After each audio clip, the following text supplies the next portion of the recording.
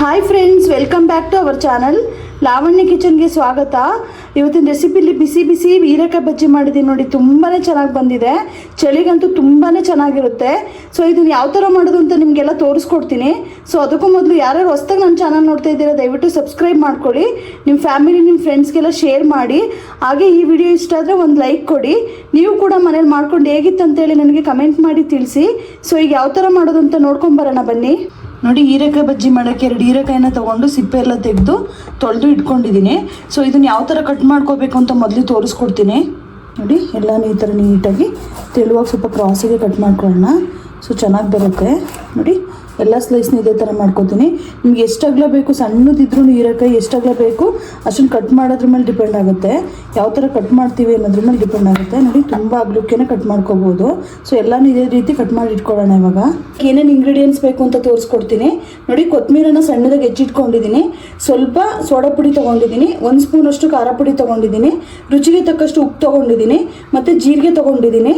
ಮತ್ತು ಕಡಲೆ ಹಿಟ್ಟು ಒಂದು ಅರ್ಧ ಬೌಲಷ್ಟು ತೊಗೊಂಡಿದ್ದೀನಿ. ಮತ್ತು ಹೀರೆಕಾಯಿನ ಯಾವ ಥರ ಕಟ್ ಮಾಡ್ಕೊಳ್ಳೋದು ಅಂತ ತೋರಿಸ್ಕೊಟ್ಟಿದ್ದೀನಿ. ಈ ಥರ ನೀಟಾಗಿ ಎಲ್ಲನೂ ಕಟ್ ಮಾಡಿ ಇಟ್ಕೊಂಡಿದ್ದೀನಿ. ಸೊ ಇವಾಗ ಹಿಟ್ಟನ್ನ ಕಲಿಸ್ಕೋಬೇಕು. ಯಾವ ಥರ ಅಂತ ತೋರಿಸ್ಕೊಡ್ತೀನಿ, ಬನ್ನಿ ನೋಡ್ಕೊಂಬರೋಣ.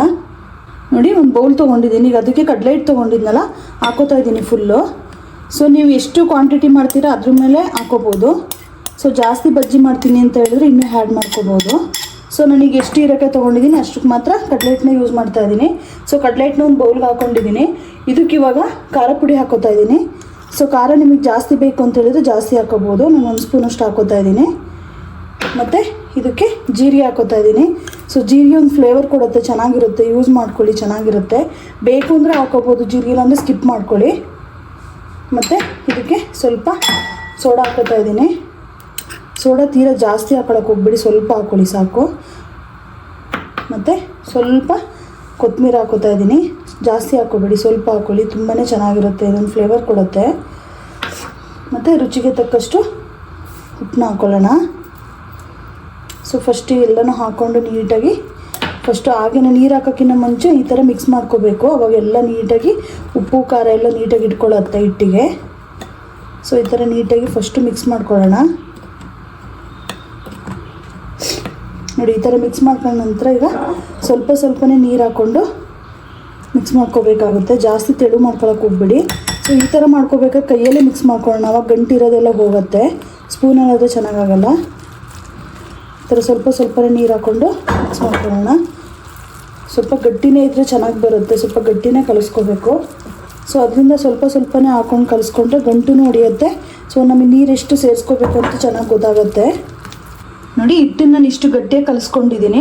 ಸೊ ಗಟ್ಟಿ ಇದ್ರೇ ಚೆನ್ನಾಗಿ ಬರೋದು ಹೀರೆಕಾಯಿ ಬಜ್ಜಿ. ಸೊ ಹಂಗಾಗಿ ಸ್ವಲ್ಪ ಗಟ್ಟಿನೇ ಇರಲಿ ಅಂತ ಗಟ್ಟಿ ಕಲಿಸ್ಕೊಂಡಿದ್ದೀನಿ. ಸೊ ತೆಳು ಎಲ್ಲ ಮಾಡ್ಕೊಳಕ್ಕೆ ಹೋಗ್ಬೇಡಿ, ಚೆನ್ನಾಗಿ ಬರಲ್ಲ. ಸೊ ಹಿಟ್ಟು ರೆಡಿ ಆಗಿದೆ. ಈಗ ಎಣ್ಣೆ ಕಾಯಕ್ಕೆ ಇಟ್ಟಿದ್ದೆ. ಸೊ ಯಾವ ಥರ ಬಿಟ್ಕೊಳ್ಳೋದು ಅಂತ ತೋರಿಸ್ಕೊಡ್ತೀನಿ ನಿಮಗೆ. ನೋಡಿ, ಎಣ್ಣೆ ಬಿಸಿಯಾಗಿದೆ, ತುಂಬಾ ಚೆನ್ನಾಗಿ ಕಾದಿದೆ ಎಣ್ಣೆ. ಸೊ ಇದಕ್ಕೆ ಒಂದೊಂದಾಗಿ ನೀಟಾಗಿ ಹೆಚ್ಕೊಂಡು ಬಿಟ್ಕೊಳ್ಳೋಣ. ಚೆನ್ನಾಗಿ ಹೀರೆಕಾಯಿ ಎಲ್ಲ ಹಿಡಿಯೋ ಥರ ಕಡಲೆ ಹಿಟ್ಟನ್ನ ಹೆಚ್ಕೋಬೇಕಾಗತ್ತೆ, ಚೆನ್ನಾಗಿ ಬರುತ್ತೆ ಅವಾಗ. ಈ ಥರ ಇನ್ನೊಂದಾಗಿ ಬಿಟ್ಕೊಳ್ಳೋಣ ಎಲ್ಲನೂ. ಸೊ ತುಂಬಾ ಚೆನ್ನಾಗಿರುತ್ತೆ. ಚಳಿಗಂತೂ ತುಂಬಾ ಚೆನ್ನಾಗಿರುತ್ತೆ, ಮಾಡ್ಕೊಳ್ಳಿ. ನೋಡಿ, ಇನ್ನೊಂದಾಗಿ ಈ ಥರ ಜಾಸ್ತಿ ಒಂದೇ ಸರಿ ಬಿಟ್ಕೊಳ್ಳೋಕೆ ಹೋಗ್ಬೇಡಿ, ಸ್ವಲ್ಪನೇ ಬಿಟ್ಕೊಳ್ಳಿ. ಇನ್ನೂ ಸ್ವಲ್ಪ ದೊಡ್ಡ ಬಾಣಲಿ ತೊಗೊಂಡೋಗ್ಬೇಕಾದ್ರೆ ಜಾಸ್ತಿ ಮಾಡ್ಕೋಬೋದು. ನೋಡಿ, ನೀಟಾಗಿ ಎಲ್ಲನೂ ಬಿಟ್ಕೊಂಡಿದ್ದೀನಿ. ಸೊ ತುಂಬಾ ಚೆನ್ನಾಗಿರುತ್ತೆ. ನೋಡಿ ಎಷ್ಟು ಚೆನ್ನಾಗಿ ಬಂದಿದೆ ಅಂತೇಳಿ. ಇನ್ನೂ ಸ್ವಲ್ಪ ಬೇಯಬೇಕು. ಸೊ ಬೇಯಕ್ಕೆ ಬಿಡೋಣ ಇದನ್ನು. ನೋಡಿ, ಈಗ ಒಂದೊಂದಾಗಿ ಮುಚ್ಚಾಕೋತಾ ಇದ್ದೀನಿ. ಸೊ ಮೇಲ್ಗಡೆ ಸೈಡು ನೀಟಾಗಿ ಬೇಯಲಿ.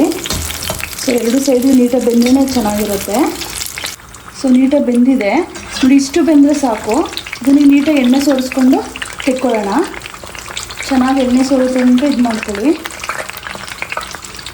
ಫೈನಲಿ ನೋಡಿ, ಬಿಸಿಯಾದ ಹೀರೆಕಾಯಿ ಬಜ್ಜಿ ರೆಡಿ ಆಗಿದೆ. ಸೊ ತುಂಬಾ ಚೆನ್ನಾಗಿ ಬಂದಿದೆ. ಟೇಸ್ಟ್ ಮಾಡಿ ನೋಡಿದೆ. ಸಂಜೆ ಟೀ ಜೊತೆ ಮಾಡಿಕೊಡಿ, ತುಂಬಾ ಚೆನ್ನಾಗಿರುತ್ತೆ. ಬಿಸಿಯಾಗಿ ಚಳಿಗಂತೂ ತುಂಬಾ ಚೆನ್ನಾಗಿರುತ್ತೆ. ಸೊ ಇವತ್ತಿನ ವಿಡಿಯೋದಲ್ಲಿ ಇದನ್ನು ಯಾವ ಥರ ಮಾಡೋದಂತ ನಿಮಗೆಲ್ಲ ತೋರಿಸ್ಕೊಟ್ಟಿದ್ದೀನಿ. ಸೊ ನಿಮಗೆಲ್ಲ ಇಷ್ಟ ಆಗಿದೆ ಅಂತ ಅಂದ್ಕೊಂಡಿದ್ದೀನಿ. ಸೊ ನೀವು ಕೂಡ ಮನೇಲಿ ಮಾಡ್ಕೊಂಡು ಹೇಗಿತ್ತು ಅಂತೇಳಿ ನನಗೆ ಕಮೆಂಟ್ ಮಾಡಿ ತಿಳಿಸಿ. ಇದೇ ಥರ ನಾನು ವೀಡಿಯೋಸ್ ವಾಚ್ ಮಾಡ್ತಾರೆ, ಒಳ್ಳೊಳ್ಳೆ ರೆಸಿಪೀಸ್ ಮಾಡಿ ಹಾಕ್ತೀನಿ. ಇಷ್ಟೊತ್ತು ನಾನು ವೀಡಿಯೋ ವಾಚ್ ಮಾಡಿದ್ದಕ್ಕೆ ಧನ್ಯವಾದಗಳು.